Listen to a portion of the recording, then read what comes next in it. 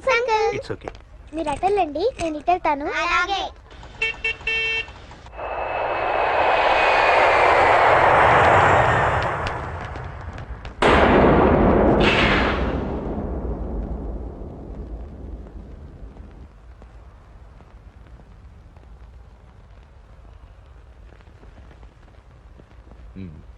మీరెవరో నాకు తెలీదు. కేకే సార్, మీతో నాకే గొడవలు లేవు. మీకు కావాల్సిన మనిషి వేరెవరో అయి ఉంటారు.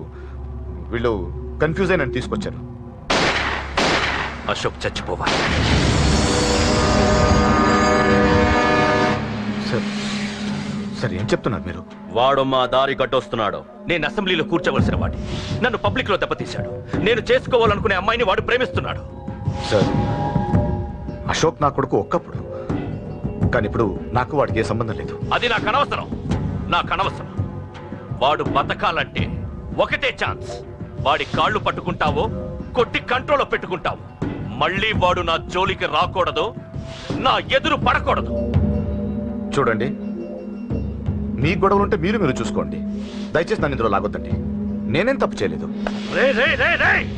వాడిని కనట నువ్వు చేసిన తప్పు, నా మాట వినకపోవడం ఇంకో తప్పు. మీరు ఎన్నైనా చెప్పండి, ఏమైనా చేసుకోండి, నాకు అనవసరం. అయితే చచ్చిపోరా నా కొడక.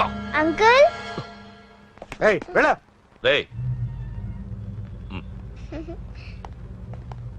అంకుల్, డొనేషన్ ఇవ్వండి అంకుల్. దేనికి? హార్ట్ ప్రాబ్లం ఉన్న చిన్న పిల్లలకి ఆపరేషన్ చేయడానికి అంకుల్. ప్లీజ్ అంకుల్, ఎంతో కొంత ఇవ్వండి అంకుల్. Thanks uncle. ఇదిగోండి. ఇది దేనికి? ఈ రోజు నా birthday uncle. Happy birthday. Thank you uncle. Bye bye. పాప ముద్దొస్తుంది కదా, నాకు పిల్లలంటే ఇష్టం.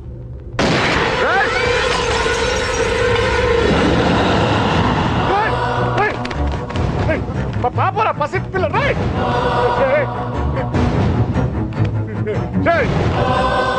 పసి బిడ్డను చంపేశావు కదరా.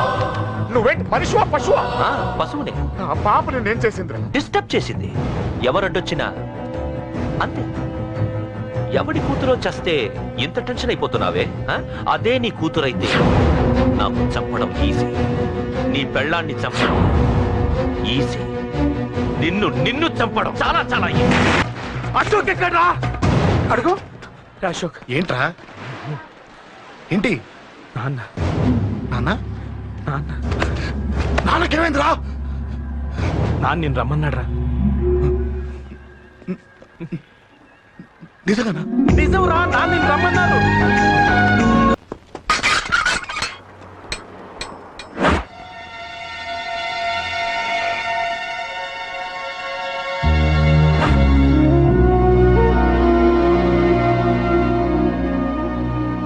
రాజా, నేనేదో అభిమానంతో వాడిని ఇక్కడికి రమ్మనలేదు. వాళ్ళ అమ్మా చెల్లెలు వాడికి అవకాశం ఇమ్మంటే వాడు మారతాడనే వాళ్ళ నమ్మకాన్ని నమ్మే పాతవన్నీ మర్చిపోయి వాడిని ఇక్కడికి పిలిపించుకున్నాను. నలుగురితో మంచిగా బ్రతకడం నాకు ఇష్టం, నలుగురితో గొడవలు పెట్టుకోవడం వాడికి ఇష్టం. కానీ కాదు, కుదరదు. నేను చెప్పినట్టు నడవాలి. చెప్పండి అంకుల్, మీరేం చెప్పినా అశోక్ వింటాడు. వాడి చదువుకి అర్హతకి సంబంధం లేకుండా మెకానిక్ గా బ్రతకడం నాకు ఇష్టం లేదు. ఇదిగో అపాయింట్మెంట్ ఆర్డర్. ఢిల్లీలో ఉద్యోగం, నాకు నచ్చిన ఉద్యోగం. వాడికి నచ్చినా నచ్చకపోయినా చేయాలి, వెంటనే జాయిన్ అవ్వాలి. ఇవన్నిటికి ఒప్పుకుంటే ఇంట్లోకి రమ్మను. ఒప్పుకుంటాడు అంకుల్, కానీ మీరే వాడితో మాట చెప్పచ్చుగా. ముందు వాడు మారాలి. ఆ నమ్మకం నాకు కలిగిన రోజు నా కొడుకుతో మాట్లాడమని ఎవరు నాకు చెప్పాల్సిన అవసరం లేదు. నేనే మాట్లాడతాను.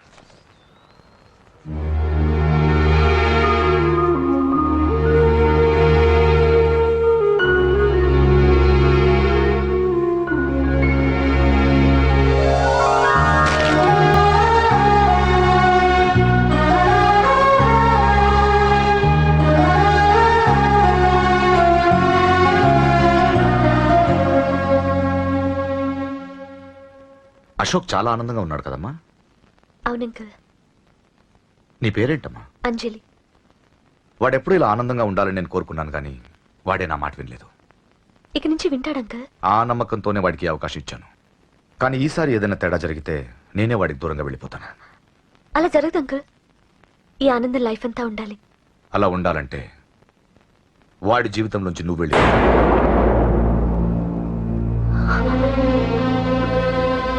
ఎందుకని అడగొద్దు. నాకు ఈ ప్రేమలో అవి నచ్చవు. వాడు నాకు నచ్చిన ఉద్యోగం చేస్తున్నాడు, నాకు నచ్చిన మనిషినే పెళ్లి చేసుకుంటాడు, చేసుకోవాలి. ఇందులో ఏ తేడా జరిగినా నేను బ్రతకను.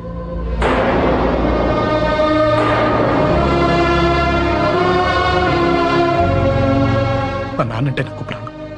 ఆయన్ని కలవడానికి ఏం పోగొట్టుకోవడానికైనా సిద్ధంగా ఉన్నాను.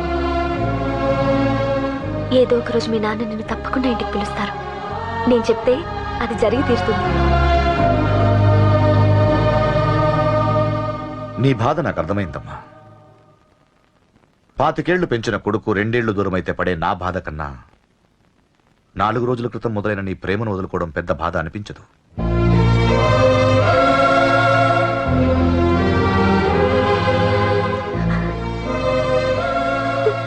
వాడు ఢిల్లీ వెళ్లే వరకు మామూలుగానే ఉంటామా. వాడు వెళ్ళిపోయాక వాడి లైఫ్ నుంచి వెళ్ళిపో.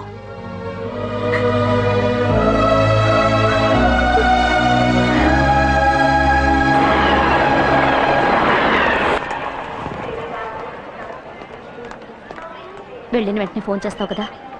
నీతో చాలా మాట్లాడాలనుందిరా. ఇంటికొచ్చిన కొడుకుని 2 రోజులు కూడా ఉండనివ్వకుండా ఎక్కడో ఢిల్లీకి పంపిస్తున్నారు.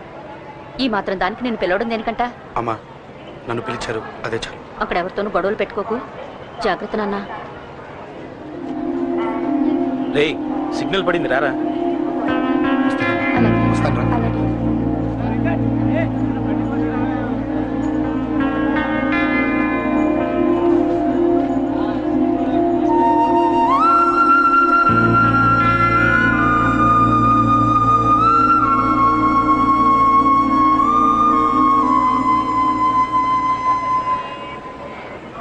ఏంటి దూరంగా నించున్నావు? ఎలాగో దూరం అవుతున్నావు కదా. ఏంటి? అదే దూరంగా వెళ్తున్నావు కదా.